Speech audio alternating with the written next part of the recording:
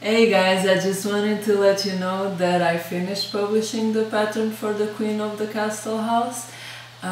It's now available at Buddy Roomy, of course, and on Etsy and Ravelry, so go check it out.